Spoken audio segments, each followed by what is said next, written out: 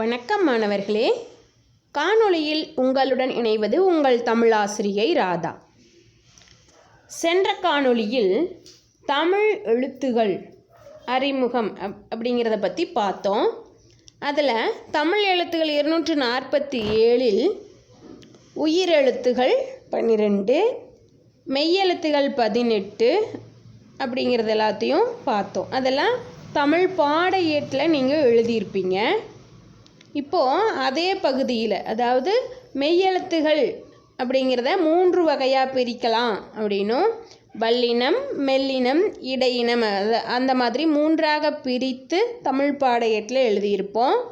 அதற்கு அடுத்த பக்கத்தில் நியூ பேஜில் இப்போது நம்ம குற்றியல் லுகரம் அப்படிங்கிறத பற்றி எழுத போகிறோம். அதாவது சார்பெழுத்துகள் அப்படிங்கிற ஒரு வகை இருக்குது. உயிரெழுத்து மெய்யெழுத்து நம்ம பார்த்தோம் இல்லைங்களா? அந்த உயிரெழுத்துகளையும் 12 மெய்யெழுத்துகள் 18 மொத்தம் 30 எழுத்துக்களையும் முதல் எழுத்துக்கள் அப்படின்னு சொல்லுவாங்க. அந்த முதல் எழுத்துக்களை சார்ந்து வரும் எழுத்துக்களை சார்பெழுத்துகள் அப்படின்னு சொல்லுவோம். இந்த சார்பெழுத்துகள் மொத்தமாக 10 வகை இருக்குது. அதில் ஒன்று குற்றியல் லுகரம் அப்படிங்கிறத பற்றி இப்போ நம்ம பார்க்க போகிறோம். சார்பெழுத்துகள் 10 குற்றியல் லுகரம் அப்படிங்கிறத பற்றி ஏற்கனவே நம்ம பார்த்துருக்குறோம். அதனுடைய வினாவடைகளை நம்ம இப்போ எழுத போகிறோம். இப்போ தமிழ் பாட ஏட்டில் மெய்யெழுத்துக்கள் எழுதியிருக்கிற பகுதிக்கு அடுத்த பக்கத்தில் நம்ம இதை எழுதணும்.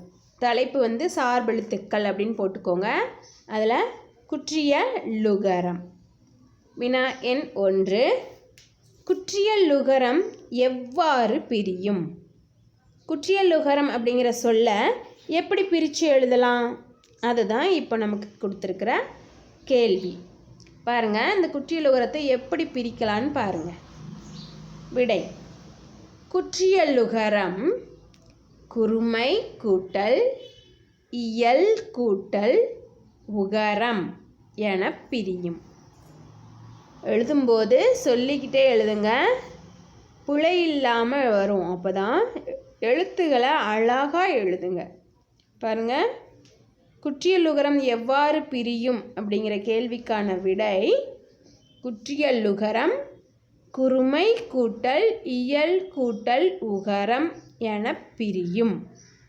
இந்த விடை எழுதி முடிச்சதுக்கப்புறம் ஒரு வரி விட்டுருங்க.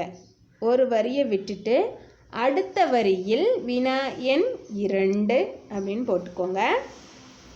இரண்டாவது வினா: குற்றியல் லுகரம் எத்தனை வகைப்படும்? வினாவை மீண்டும் பார்ப்போம். குற்றியல் லுகரம் எத்தனை வகைப்படும்? இந்த குற்றியல் லுகரத்தை எத்தனை வகையாக பிரிக்கலாம் அப்படிங்கிறது தான் கேள்வி. இந்த வினாவிற்கான விடை: குற்றியல் லுகரம் 6 வகைப்படும். குற்றியல் லுகரம் 6 வகைப்படும். இதை நம்ம இதில் பாட ஏட்டில் எழுதுறதுக்கு முன்னாடி குற்றியல் லுகரத்தை பற்றி படிக்கும்போதே பார்த்துருக்குறோம். ஈற்று அயல் எழுத்தை நோக்கி, ஈற்றுனா கடைசி எழுத்துக்கு பக்கத்து எழுத்தை பார்க்கும் பொழுது குற்றியல் லுகரத்தை 6 வகையாக பிரிக்கலாம் அப்படின்னு படிச்சிருக்கிறோம். அதுதான் இப்போ நம்ம எழுதிட்டுருக்குறோம். குற்றியல் லுகரம் எத்தனை வகைப்படும் அப்படிங்கிற கேள்விக்கான விடை: குற்றியல் லுகரம் 6 வகைப்படும். சரி, இந்த வினாவிற்கான விடை எழுதினதுக்கப்புறம் ஒரு வரி விட்டுட்டு அடுத்த வரியில் வினா எண் 3 என்று எழுதுங்கள். மூன்றாவது வினா: குற்றியல் லுகரத்தின் வகைகளை எழுதுக. இப்போ அந்த 6 வகைகள் சொன்னோம் இல்லைங்களா? அந்த 6 என்னென்ன அப்படின்னு நம்ம எழுதணும் விளக்கமாக. பாருங்கள், குற்றியல் லுகரத்தின் வகைகள். விடை: குற்றியல் லுகரத்தின் வகைகள் அப்படின்னு போட்டுக்கோங்க. ஒரு வரியில் ஒவ்வொன்றையும் ஒவ்வொரு வரியில் எழுதுங்க. 6 வகைகள் இருக்குதுன்னா இந்த 6ஐயும் 6 வரியில் நம்ம எழுதணும். 1, நெடில் தொடர் குற்றியல் லுகரம். 2, ஆய்தத் தொடர் குற்றியல் லுகரம். 3, உயிர் தொடர் குற்றியல் லுகரம்.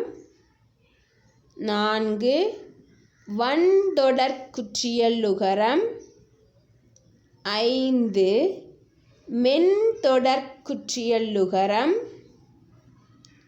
6 இடைத்தொடர் குற்றியலுகரம். இவைதான் குற்றியலுகரத்தின் 6 வகைகள். சொல்லிக்கொண்டே எழுதிவிட்டீர்களா? எழுதியதை மீண்டும் மீண்டும் படித்து பாருங்கள் மாணவர்களே. மீண்டும் அடுத்த காணொளியில் சந்திப்போம். நன்றி.